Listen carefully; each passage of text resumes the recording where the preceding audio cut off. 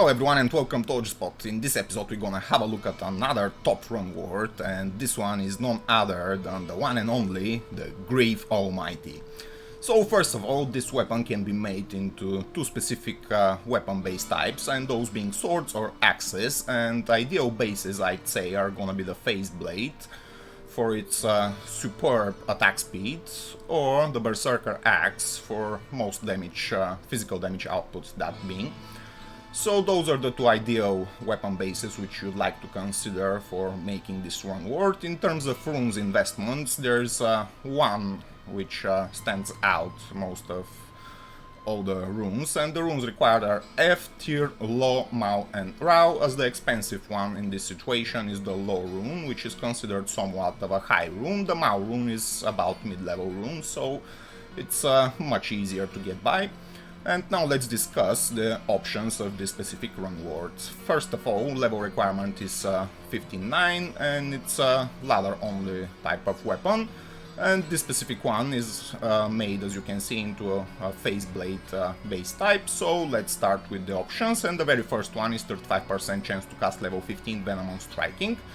This is, I'd say, considered amount of poison damage being added to your attacks, and the chance to cast it or proc it is pretty high as well, so most of the time you're gonna see your blade or axe being turned into green version of the same weapon, and that's because of the added venom mechanic which comes from this Runeword. After that we got one of the three varying stats on this Runeword, and this is one of the most important ones, I'd say. That's the increased attack speed, and this one can roll between 30 and up to 40% increased attack speed. Right after that we got the next very special attribute that comes with this Runeword, and that's the damage. As you can see, this one specifically gives plus 364 damage. This one can roll between 340 and up to 400, which is the maximum roll.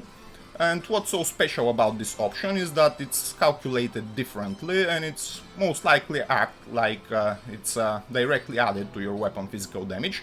So in this instance, this Phase Blade would have been doing about 400 damage physical, that is.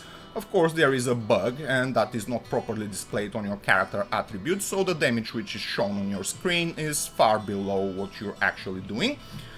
And basically there is some glitch within the game calculations of the damage, and that's why this other way, mostly cheap Runeword is turned itself into the most powerful one within the game, and I'd say it conquers the first place even from the Breath of the Dying Runeword, which is considered to be the top Runeword in terms of weapon Runwords. And then we got the Ignore Target's defense, which of course is another pretty powerful offensive attribute to have, and that's followed by minus 25% Target's defense, which is actually working on PvP as well, unlike the Ignore Target's defense which you get. After that we got 170% damage to demons, which is of course based on character level, and is extremely high amount, I'd say. Of course it's not close to the laying of hands, but nevertheless it's pretty huge amount out there. After that we got 5 to 30 fire damage, which is absolutely minuscule and it's not doing much at all. And then we got minus 20% enemy poison resistance, which is the last varying stat on this Runeword, and can roll between 20 and up to 25 minus poison resistance on the enemy. Then we got 20% Deadly Strike, which of course is 20% chance to do double damage on your successful attacks, and after that we got Prevent Monster Heal, which is of course useful on those heated PvE scenarios. After that we got plus 12 to life after each kill, and plus 2 to mana after each kill, which are always static stats, and nevertheless they're especially good to have in terms of survivability. So let's discuss which characters can use this weapon and benefit from it, and of course one of the characters, that's gonna be the Paladin, and there's multiple versions of this character which you can build into and still benefit from weapon like Grief. There's like Battle Mage builds like Hybrid Fist of the Heavens, Hybrid Hammerdins, which are also utilizing like Charge or Smite or Zeal attacks. So in these scenarios, this is a perfect candidate for your weapon.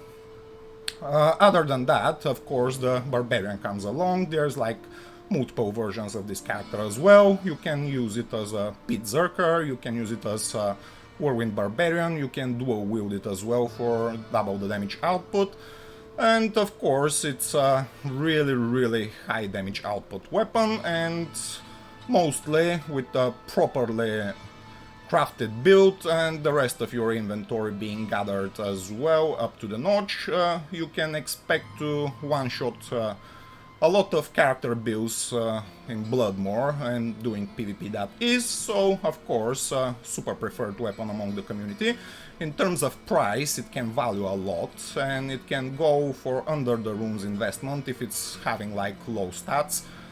And of course it can get extremely expensive if it rolls like 400 damage and 40% increased attack speed, but those instances are extremely rare. Nevertheless, they happen, and if you're the lucky guy which gets one, you can expect to hold a pretty powerful weapon in your possession or to trade it for a lot of goodies in exchange. So again, super powerful weapon. It can also be used on Act 5 mercenaries and turn them into killing machines. You can utilize two of those into a frenzy mercenary and basically turn him into absolute killing machine. He's gonna demolish everything on the map. And in terms of differences between the bases, Phase Blade compared to the Berserker Axe, every time I choose the Phase Blade simply because it comes with a lot higher attack speed. But then again, it's not suitable for every character build simply because the stat requirements on the weapon itself are much different compared to the Berserker Axe. As you can see, this one requires majority of the dexterity and almost nothing in terms of strength, while the Berserker Axe is the other way around. So yeah, I think that's gonna bring us to the end of this video, guys. I hope you like it, I hope you've learned something new. And please, if you did, consider clicking the like and the subscribe button. I'll keep uploading Diablo content in the future. Of course, I'm looking up forward to Diablo 4, but I'll keep playing D2R as well.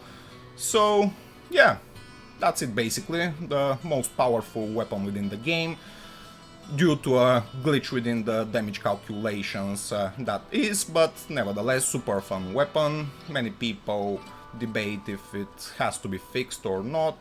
If it comes to my opinion, I'd rather have it that way.